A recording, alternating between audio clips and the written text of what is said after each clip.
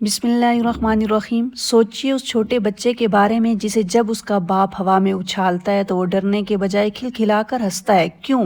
کیونکہ اسے پکا یقین ہوتا ہے کہ اس کا باپ اسے گرنے نہیں دے گا، وہ اسے تھام لے گا۔ ذرا سوچیے، جب ایک انسان پر اتنا یقین ہو سکتا ہے تو اس رب پر کتنا ہونا چاہیے جو 70 ماؤں سے زیادہ محبت کرتا ہے، وہ ہمیں کیسے گرنے دے گا؟ آج کی ویڈیو میں ہم بات کریں گے اللہ پر مکمل یقین ہماری زندگی کی سب سے بڑی مشکل کو کیسے آسان بنا سکتا ہے۔ سب سے پہلے السلام علیکم، کیسے ہیں آپ سب؟ امید ہے کہ سب خیریت سے ہوں گے، اپنے گھروں میں خوش ہوں گے۔ میری دعا ہے کہ اللہ تعالیٰ آپ سب کو اپنے گھروں میں خوش رکھے۔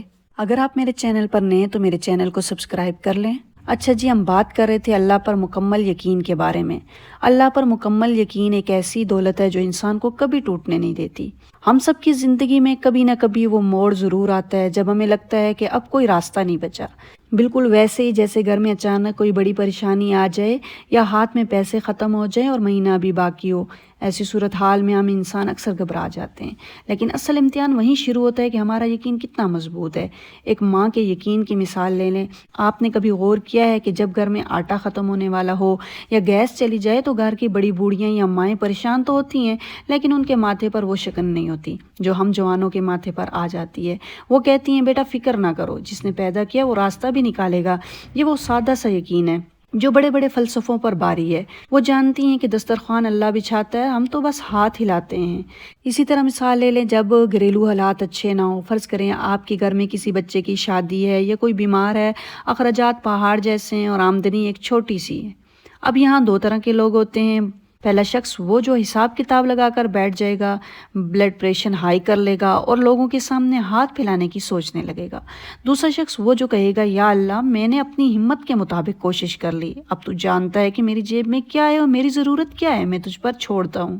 میری پیاری بہنوں، جب ہم معاملہ اللہ پر چھوڑتے ہیں تو غیب سے ایسے اسباب بنتے ہیں کہ عقل دنگ رہ جاتی ہے۔ کبھی کسی دوست کا فون آ جاتا ہے، کبھی وہ رکا ہوا پیسہ مل جاتا ہے جس کی امید ختم ہو چکی ہے۔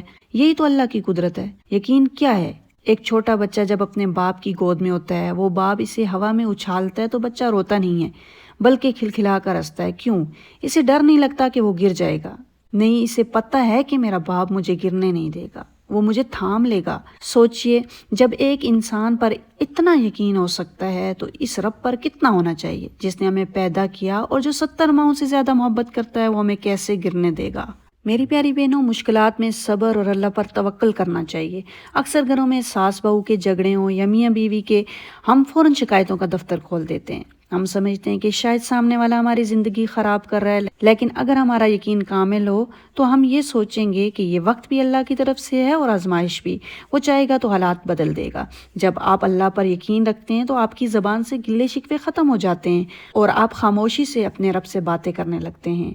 میری پیاری بہنوں، حالات جیسے بھی ہیں لیکن صرف اللہ کے سامنے ہاتھ پھیلائیں، کسی سے گلا شکوہ نہ کریں، اللہ سے مانگیں۔ اللہ سے مانگنے کا مزہ تب آتا ہے جب آپ کو یقین ہو کہ وہ سن رہا ہے، بالکل ویسے ہی جیسے آپ کسی قریبی رشتہ دار کو اپنی تکلیف بتاتے ہیں اور آپ کو پتہ ہوتا ہے کہ وہ آپ کی مدد ضرور کرے گا۔ لیکن آپ کو اپنا یقین مضبوط کرنا ہوگا۔ اگر آپ چاہتی ہیں کہ آپ کا یقین پہاڑ جیسا ہو جائے تو یہ چند باتیں اپنے پلے سے باندھ لیں۔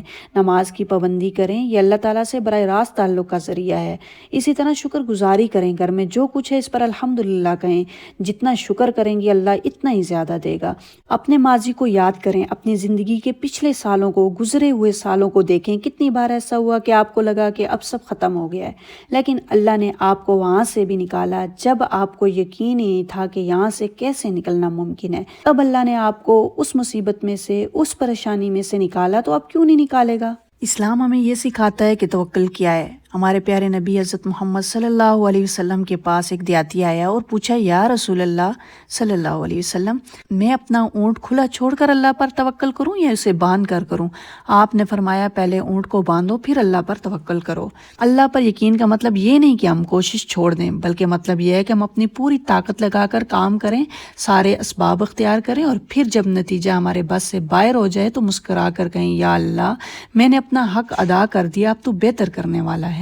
میری پیاری بہنوں اور بھائیوں، اللہ پر یقین کا مطلب یہ نہیں کہ آپ ہاتھ پر ہاتھ رکھ کر بیٹھ جائیں، بلکہ اس کا مطلب یہ ہے کہ آپ اپنی پوری کوشش کریں اور نتیجہ اللہ پر چھوڑ دیں۔ جب آپ کا یقین کامل ہوتا ہے تو آپ کو نیند پرسکون آتی ہے۔ آپ کو پتہ ہوتا ہے کہ کل کا سورج اللہ کی مرضی سے نکلے گا اور وہ میرے رزق کا، میری عزت کا اور میری خوشیوں کا ضامن ہے۔ اپنے دل کو یہ سمجھائیں، میرا رب میرے ساتھ ہے اور جو وہ کرے گا وہی بہتر ہوگا۔